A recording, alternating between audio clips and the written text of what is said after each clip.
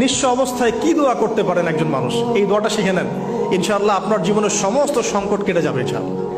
আমি নিজেও ওই দোয়াটা বেশি বেশি করার চেষ্টা করি।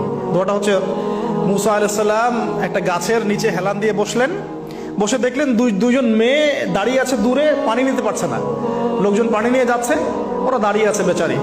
মুসা আলাইহিস সালাম গিয়ে বললেন, কি সমস্যা আপনাদের? এটা নিয়ে আপনারা আবার মেয়েদের সাথে কথা বলার চেষ্টা করেন, ঠিক আছে? তো মাহারাম গায়রা মাহারাম মেনে চলে। তারা বললেন যে আমাদের বাবা অনেক বৃদ্ধ মানুষ, আমরা পানি নিতে পারি না যতক্ষণ না আমাদের কম পানি নিয়ে চলে যায়। মুসা আলাইহিস সালাম একটু বললাম না, ফিজিক্যালি খুব স্ট্রং ছিলেন, থাকে না বডি বিল্ডার, সামনে গিয়ে কথা বলে সরো পানি নিতে দাও, তখন মানুষ একটু মূল্যায়ন করে না। তো মুসা আলাইহিস সালাম এভাবে পানি নিয়ে দিলেন এবং বাছুরদেরকে পানি পান করালেন, করিয়ে গাছের নিচে এসে বসে আছেন। বসে বসে তিনি দোয়া করছেন, এই যে দোয়াটা তিনি দোয়া করছেন, রব্বি, একটা নেক কাজ করলেন, নেক কাজ করলেন না, মানুষের উপকার করলেন, নেক কাজ করে এসে গাছের নিচে বসে দোয়া করছেন, আল্লাহ এখানে তো আমার খাবার পানি বাসস্থান কিছুই নাই, আমি কি করব? রব্বি ইন্নি লিমা আনজালতা ইলাইয়া মিন খায়রিন ফাকির, রব্বি ইন্নি লিমা আনজালতা ইলাইয়া মিন খায়রিন ফাকির। আবার বলেন, রব্বি ইন্নি লিমা আনজালতা ইলাইয়া মিন খায়রিন ফাকির। অর্থ হচ্ছে, হে আল্লাহ, তুমি তোমার পক্ষ থেকে আমার উপরে যে নেয়ামতগুলো দিবে, আমি এর জন্য ফকির হয়ে বসে আছি। আল্লাহ অর্থ বুঝে পড়বেন ভাই, নামাজ রোজা হজ জাকাত যাই করেন আল্লাহর ওয়াস্তে অর্থ বুঝে পড়বেন। অর্থ বুঝে পড়লে আপনার ইবাদতের স্বাদ পাবেন, তৃপ্তি পাবেন, আল্লাহর সাথে কানেকশন হবে, আল্লাহর নূর পাবেন, মাআরিফত পাবেন, সত্য স্বপ্নও দেখবেন তখন ইনশাআল্লাহ। তখন শুয়ে শুয়ে সত্য স্বপ্ন দেখবেন ইনশাআল্লাহ। আল্লাহ পাক তৌফিক দান করবেন। এবার আল্লাহ পাকের সাহায্য নেমে আসলো, ওই দুই মেয়ের মধ্যে একজন হেঁটে হেঁটে চলে আসছে। এবার এই মেয়ের হাঁটা সম্পর্কেও কোরআন কথা বলেছে, সুবহানাল্লাহ। এই মেয়ে কিভাবে হেঁটে এসেছে এই হাঁটার বর্ণনাও কোরআন দিয়েছে। কোরআন বলেছে এই মেয়ে হেঁটে আসছে লাজুক পায়ে। এখন আপনি এই পুরো ওয়ার্ল্ডের মেয়েদের হাঁটা দেখেন, লজ্জা আছে? তাহলে মেয়েদের সাথে লজ্জা একটা গভীর সম্পর্ক আছে। এই মেয়ে প্রশংসা আল্লাহ পাক কোরআনে করলেন, লাজুক পায়ে লাজুক ভঙ্গিতে অবনত নয়নে সে হেঁটে আসলো। এখন আপনি কেলে যান, গো টু খেল, আপনাদের টুইন টাওয়ারে যান, দেখেন সবার হাঁটা চলা দেখেন। হায়া লজ্জার কোনো বালাই আছে এখানে? আমি গত লেকচারে বলেছিলাম যে আদম আলাইহিস সালাম এবং হাওয়া আলাইহিস সালাম, ইবলিস তাদের সাথে প্রথম যে আচরণ করেছে ওই ফল খাওয়ানোর পরে, সেটা কি? তাদের গা থেকে পোশাক খুলে পড়ে গেছে, মানে নগ্ন করে দিয়েছে আমাদের পিতামাতাকে, মহাবিশ্ব নগ্ন করে দিয়েছে কে? ইবলিস। তো এখন এই পৃথিবীতে আমরা যারা নগ্নতার চর্চা করছি, তার কার এজেন্ট আমরা বুঝতে বাকি আছে? আমার কথা কি বুঝতে পারছেন কিনা? এই কানেকশন মেলানোর চেষ্টা করেন, ডটসগুলো মেলানোর চেষ্টা করেন। সামনে যাই প্রিয় ভাই, এই মেয়ে এসে বলছে, আমার বাবা আপনাকে ডাকেন, আমার বাবা আপনাকে ডাকছেন। তিনি গেলেন, বাবা শুআয়ব আলাইহিস সালাম। তখন এক বোন ইনডাইরেক্টলি বাবাকে বোঝাচ্ছে যে বিয়ে শাদী দিলে ভালো হয়।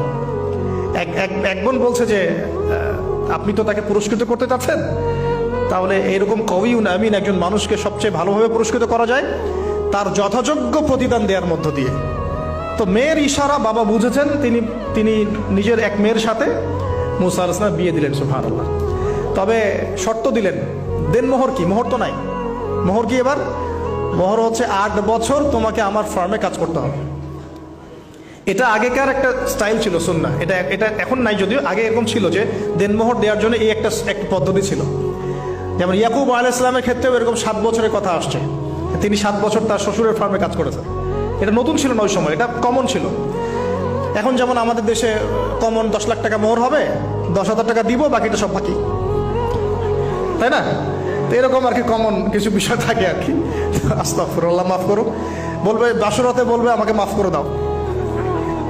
শুরুতেই নিজের গায়রথহীনতার পরিচয় দিল। আবার এদিকে শ্বশুরের কাছে মাশাআল্লাহ মোটা অঙ্কের ডোনেশন নিতে চাচ্ছে, যৌতুক। বিয়ে আমাদের ওখানে মাশাআল্লাহ মানে কেনা বেচা, মেয়ে বিক্রি করতেছে আর ছেলে কিনতেছে। এবার 8 বছর পূর্ণ করা হলো, তিনি আরো 2 বছর 10 বছর পূর্ণ করলেন। এই 10 বছরে মুসা আলাইহিস সালাম নববী পরিবেশ পেলেন, অভিভাবক পেলেন, স্ত্রী পেলেন, প্রেমময়ী সন্তান ইত্যাদি সবকিছু। এবার আল্লাহ রাব্বুল আলামিন তাকে মিশরের দিকে যাওয়ার যে সময়টা এখন হয়ে গেছে, 10 বছর হয়ে গেছে, মিশরের দিকে যেতে হবে। যাওয়ার পথে স্ত্রীর প্রসব বেদনা উঠেছে। তখন মুসা আলাইহিস সালাম আগুন খুঁজছেন। আগুন কি খুঁজছেন ভাই? আগুন খুঁজতে খুঁজতে খুঁজতে খুঁজতে তুর পাহাড়ের ওখানে গিয়ে দেখছেন যে আগুন গাছে জ্বলছে, সবুজ পাতার উপরে আগুন, তিনি অবাক। এই সময় আওয়াজ আসলো, বিসমিল্লাহির রহমানির রহিম, ইন্নী আনা রাব্বুক ফাখলা'না আলাইক ইন্নাকা বিল ওয়াদিল মুকদ্দাস তুয়া। মুসা, ইন্নানি আনা আল্লাহ লা ইলাহা ইল্লা আনা ফা'বুদনি ওয়া আকিমিস সালাতা লিযিকরি। মানে এখানে অনেকগুলো কথা আছে, সূরা তাহার মধ্যে আছে। আওয়াজ চতুর্দিক থেকে ভেসে আসলো, মহান আল্লাহ রব্বুল আলামিন তার শান অনুযায়ী, তার ইজ্জত অনুযায়ী তিনি যেভাবে কথা বলেন সেভাবে মুসা আলাইহিস সালামের সাথে কথা বললেন। আল্লাহু আকবার। বললেন, ইয়া মুসা, হে মুসা, ইন্নানি আনা আল্লাহ, নিশ্চয় আমি আল্লাহ, লা ইলাহা ইল্লা আনা, আমি ছাড়া কোনো ইলাহ নাই, ফা'বুদনি, তুমি আমার ইবাদত করো, ওয়া আকিমিস সালাতা লিযিকরি, আমার ইবাদতের জন্য সালাত কায়েম করো, আমার জিকিরের জন্য সালাত কায়েম করো, আমার স্মরণের জন্য সালাত কায়েম করো। ফাখলা'না আলাইক, তোমার জুতা খুলে ফেলো, ইন্নাকা বিল ওয়াদিল মুকদ্দাস তুয়া, তুমি তুয়া উপত্যকায় আছো, পবিত্র তুয়া উপত্যকায় আছো। আদব শেখানো হলো, এভাবে অনেক কথোপকথন হলো। নবী মুসা আলাইহিস সালাম ভয় পেয়ে গেলেন এবং আল্লাহ পাক আরো কথা বললেন, ওয়ামা তিলকা বিয়ামিনিকা ইয়া মুসা, তোমার ডান হাতে এটা কি? মুসা আলাইহিস সালাম বলছেন, ক্বালা হিয়া আসায়া আতাওয়াক্কাউ আলাইহা ওয়া আহুশু বিহা আলা গনামি ওয়া লিয়া ফিহা মাআরিব উখরা, এটা তো আমার লাঠি, এটা দিয়ে আমি ডালপালা পারি, আমার ওই যে গবাদি পশু চড়াই। আল্লাহ পাক বলছেন যে ছুঁড়ে মারো, আলকিহা ইয়া মুসা, এটা ছুঁড়ে মারো। ফালকাহা, তিনি ছুঁড়ে মারলেন, ফাইদা হিয়া হাইয়াতুন তাসা, এবং এটা ছোটাছুটি শুরু করলো, বড় একটা সাপ হয়ে গেল। সুবহানাল্লাহ। এগুলো কোনো গাল গল্প নয়, এগুলো আল্লাহ রাব্বুল আলামিনের মুআজিজা, মুআজিজাতুল কুবরা, এটা বড় মুআজিজা।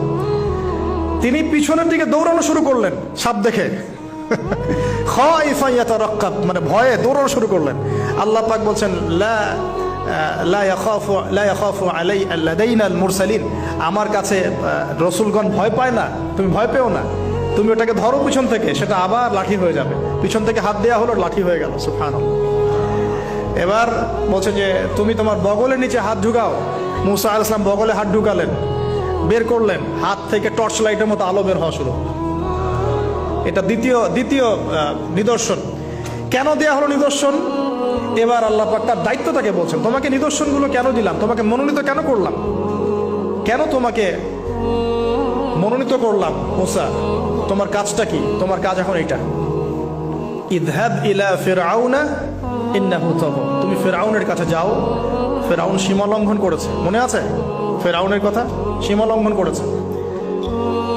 তখন মুসা আলাইহিস সালাম তার অপারগতা প্রকাশ করছেন এভাবে, তিনি বলছেন, আল্লাহ, আমার তো জিহ্বায় জড়তা আছে, আর আমি তো ওখানে এক ব্যক্তি, আমার খুনের অভিযোগ আমার কাঁধে, আমি এখন কিভাবে কি করবো আল্লাহ? তখন আল্লাহ রাব্বুল আলামিন বলছেন, এই দোয়াটা করো। কোন দোয়া? মুসা আলাইহিস সালাম বললেন, রব্বি ইশরাহ লি সাদরি, হে আল্লাহ, আমার বক্ষ প্রশস্ত করো, ওয়াসির লি আমরি, আমার কাজকে সহজ করে দাও, ওয়াহলিল উকদাতাম মিন লিসানি, আমার জিহ্বার সমস্ত জড়তা দূর করে দাও, ইয়াফকাহু কাওলি, যাতে মানুষ আমার কথা বুঝতে পারে। আর আমার সাথে আমার পরিবারের মধ্য থেকে ওয়াজআলনি ওয়াজিরাম মিন আহলি, আমার পরিবারের মধ্যে একজন ওজির আমাকে দাও, সাথী। হারুন আখি, আমার ভাই হারুনকে দান কর। সুবহানাল্লাহ। হারুন আলাইহিস সালামকে নবুয়ত দেয়া হলো, দুজনকে আল্লাহ পাক এখন বলছেন, ইযহাবা ইলা ফিরআউন, তোমরা দুজন এখন ফিরআউনের কাছে যাও। ফাইন্নাহু তাগা ফাকুলা লাহু কাওলান লাইয়িনা, তবে তাকে গিয়ে কর্কশ ভাষায় কথা বলবে না, নরম স্বরে কথা বলবে। দায়ীদের এখানে সুন্নাহ, দায়ীদের জন্য শিক্ষা আছে, দায়ী আলেম যারা মুবাল্লিগ তাদের শিক্ষা আছে। ফিরআউনের সামনে গিয়ে দাওয়াত দিলেও কিভাবে দিতে হবে? ফাকুলা লাহু কাওলান লাইয়িনা, নম্রভাবে কথা বলো। লাআল্লাহু, কেন নম্রতার সাথে? লাআল্লাহু ইয়াতাযাক্কারু আও ইয়াখশা, হয়তোবা নম্রতা প্রদর্শন করলে সে উপদেশ গ্রহণ করতে পারে, অথবা সে আল্লাহকে ভয় করতেও পারে। আল্লাহ পাক তো আগে থেকে জানেন সে ঈমান আনবে না, তারপরেও আমাদের আদব শিখাচ্ছেন আল্লাহ পাক এখানে। তারা দুজন চলে গেলেন, দাওয়াত দিলেন। ফিরআউন মশকরা করছে, ওয়ামা রব্বুকুম ইয়া মুসা, তোমাদের দুজনের রব আবার কে? হ্যাঁ, মুসা আলাইহিস সালাম বুঝাচ্ছেন, রব্বি আল্লাযী, আমার রব সেই রব যিনি জীবিতকে মৃত করেন, মৃতকে জীবিত করেন, ইত্যাদি। মানে যার হুকুম ছাড়া একটা গাছের পাতাও নড়ে না, যিনি মাটি থেকে সব উৎপন্ন করেন, বৃষ্টি বর্ষণ করেন, সব বুঝালেন। ফিরআউনের বক্তব্য তখন এটাই ছিল, তোমাদের কাছে কি কোন নিদর্শন আছে, কোন আয়াত নিদর্শন আছে? হ্যাঁ, নিদর্শন আছে। কি? লাঠি ছুঁড়ে মারলেন, সাপ হয়ে গেল। এখন ফিরআউন বলছে, এটা তো জাদু, এটা কি? আমার জাদুকররা ওটা পারে, জাদুকরদেরকে ডেকে না হলো, জাদুকররাও লাঠি ছুঁড়ে মারলো, সাপ হয়ে যাচ্ছে। কিন্তু এই বড় সাপ ওদের সব সাপকে খেয়ে ফেললো। তখন ফেরাউন কিন্তু ভয় পেয়ে গিয়েছিল। এরপরেও এই হাত বের করে আলোর এই নিদর্শন দেখানো হলো, তাওহীদের দাওয়াত দেওয়া হলো, ফেরাউনকে ভয় করতে বলা হলো, ফেরাউনকে সতর্ক করা হলো যে আমার রব, আপনার রব, সবার রব হচ্ছেন আল্লাহ। সবকিছু বোঝানো হলো, কিন্তু ফেরাউন এই কোনো কথাই গ্রহণ করলো না।